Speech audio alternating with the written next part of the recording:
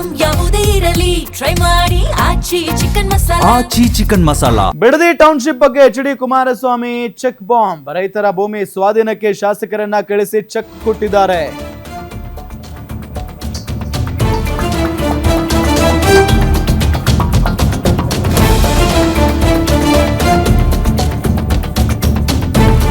₹2,30,00,000 check ಕೊಟ್ಟು tempt ಮಾಡಿದ್ದಾರೆ. ಎಲ್ಲೋ ಒಂದೆರಡು ಜನ ಚೆಕ್ ತೆಗೆದುಕೊಂಡಿರಬಹುದು. 20 ವರ್ಷಕ್ಕೆ 2 ಕೋಟಿ FD ಇಟ್ರೆ 40 ಲಕ್ಷ ಸಿಗಬಹುದು. ಆದ್ರೆ ಜಮೀನನ್ನ ಹಾಗೆ ಇಟ್ಕೊಂಡ್ರೆ 20 ಕೋಟಿ ಆಗುತ್ತೆ.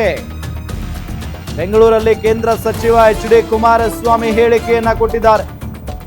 ಈ ಹಿಂದೆ ಸಿದ್ದು DK ಏನೇನು ಮಾತಾಡಿದ್ರು, ವಿಧಾನಸಭೆಯಲ್ಲಿ ಅವತ್ತು ಏನೆಲ್ಲ ಚರ್ಚೆ ಆಗಿತ್ತು,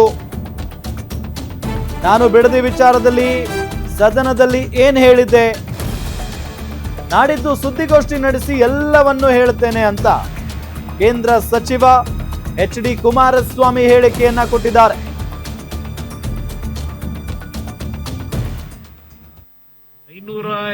ಎಕರೆನೋ ಏನೋ ಅಕ್ವೈರ್ ಮಾಡ್ಕೊಳ್ಳೋದಕ್ಕೆ ಮೊದಲನೇ ನೋಟಿಫಿಕೇಶನ್ ಇಶ್ಯೂ ಮಾಡೋರಲ್ಲ, ಬರೀ ನೆನ್ನೆ 7 ಜನಕ್ಕೆ ಯಾಕೆ ಕೊಟ್ಟರು ಚೆಕ್ನ? ಅದು ಶಾಸಕನ ಕಳಿಸಿ ಎಲ್ಲಾದ್ರೂ ಚೆಕ್ ಕೊಡೋದು ಉಂಟಾ? ಈ ತರ ಯಾವ್ದಾದ್ರು ಈ ತರ ಕೊಟ್ಟಿರ್ತಕ್ಕಂಥದ್ದು ಹಿಂದೆ ಭೂ ಸ್ವಾಧೀನ ಆದಾಗ ಶಾಸಕರುಗಳ ಅಧ್ಯಕ್ಷತೆಯಲ್ಲಿ ಅದೆಂತ ದೊಡ್ಡ ಇದಿಟ್ಕೊಂಡು ಕೊಟ್ಟಿರೋದು. ಇವತ್ತು ಫೋಟೋ ನೋಡಿದೆ, ಶಾಸಕರುಗಳು ಚೆಕ್ ಕೊಡ್ತಕ್ಕಂತ ಒಂದು ವ್ಯವಸ್ಥೆ ಹೊಸದಾಗಿ ಏನ್ ಶುರು ಮಾಡಿದ್ದೀರಿ? ಏನ್ ಶಾಸಕ ತಗೊಂಡ್ಬಂದು ಮನೆಯಿಂದ ಕೊಡ್ತಾವ್ರ? ಸರ್ಕಾರದ ಅಧಿಕಾರಿಗಳು ಯಾವ ರೈತರುಗಳು ಭೂಮಿ ಕೊಡ್ಲಿಕ್ಕೆ ತಯಾರಾಗಿದ್ದಾರೆ ಅಲ್ಲಿ ಜಿಲ್ಲಾಧಿಕಾರಿ ಕಚೇರಿನಲ್ಲೋ ಇಲ್ಲ ಭೂ ಸ್ವಾಧೀನದ ಒಂದು ಅಧಿಕಾರಿ ಏನಿರ್ತಾನೆ ಅವನ ಕಡೆಯಿಂದ ಇವೆಲ್ಲ ಆಗಬೇಕು. ಈಗ ಶಾಸಕರನ್ನ ಕಳಿಸ್ಬಿಟ್ಟು 7 ಜನಕ್ಕೆ ಚೆಕ್ ಇಶ್ಯೂ ಮಾಡಿದೀವಿ ಅಂತ ಹೇಳಿದ್ದಾರೆ.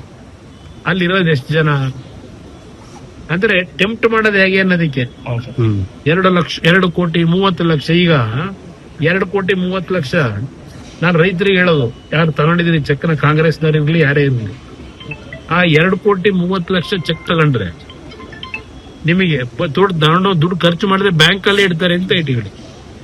ಆ 2,30,00,000 20 ವರ್ಷಕ್ಕೆ ಅವ್ರಿಗೆ ಎಷ್ಟು ದುಡ್ಡು ಸಿಗಬಹುದು ಬಡ್ಡಿ?